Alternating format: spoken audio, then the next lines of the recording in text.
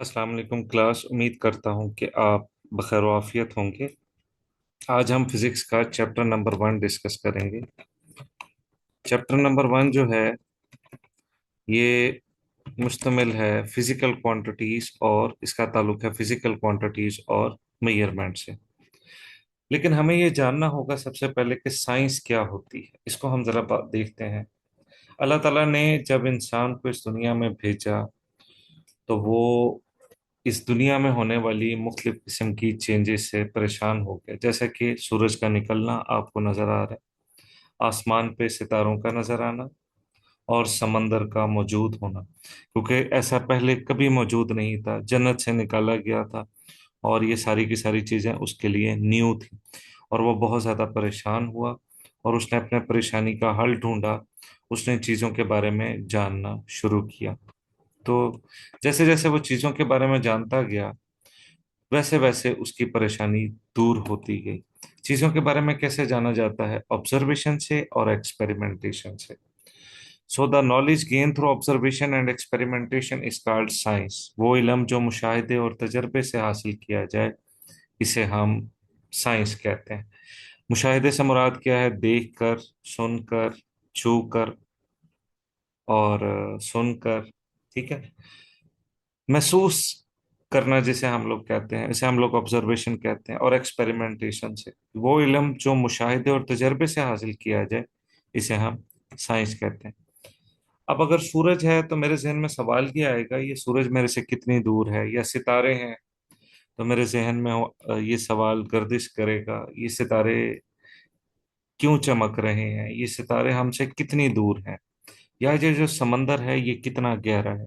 यानी मेरा फौरन ज़हन जो है वो मेजरमेंट की तरफ जाएगा।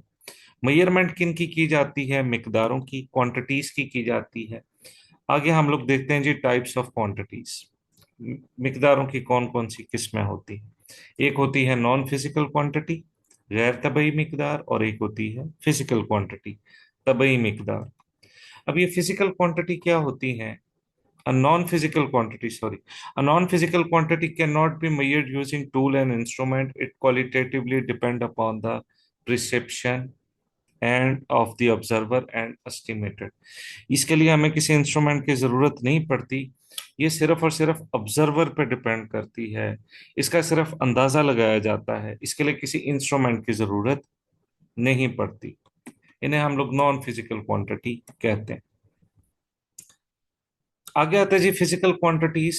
फिजिकल क्वांटिटीज कौन सी मिकदारें होती हैं? Physical quantity can be measured directly और इनडायरेक्टली यूजिंग सम इंस्ट्रूमेंट।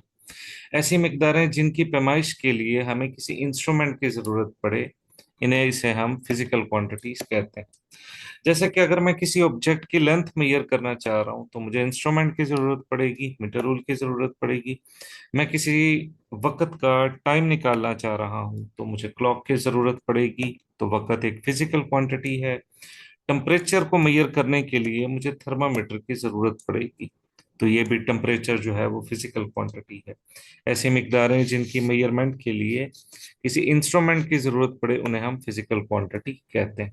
जबकि नॉन फिजिकल क्वांटिटी जो है इसे सिर्फ महसूस किया जाता है, इसे किसी इंस्ट्रूमेंट से मेजर नहीं किया जाता। जैसे कि अफेक्शन है, एक बच्चे की माँ से जो एक दिल लगी है उसको हम किसी इंस्ट्रूमेंट से मेजर नहीं कर सकते। ठीक है, मोहब्बत को भी नहीं मेजर किया जा सकता किसी इंस्ट्रूमेंट से, सिर्फ अंदाजा लगाया जा सकता है।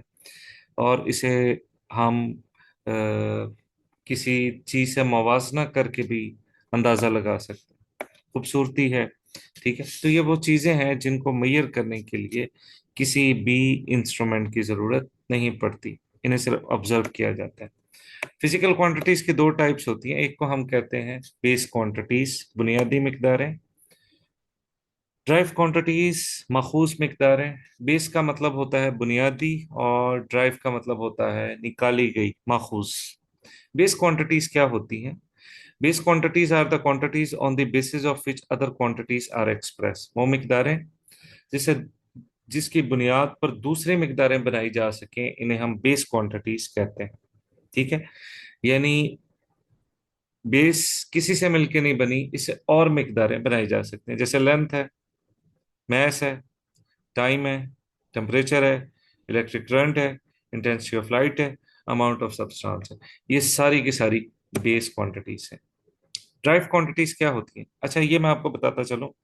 जो बेस क्वांटिटीज होती हैं ये तादाद में 7 होती हैं, 7 से ज्यादा ये नहीं है। ड्राइव क्वांटिटीज कौन सी क्वांटिटीज होती हैं? All the quantity which can be described in term of one or more base quantities are called derived quantities.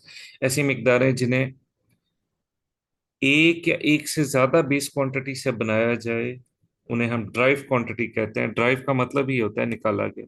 जैसे कि एरिया, देखें, लेंथ जो है ये बेस है और ये बेस है।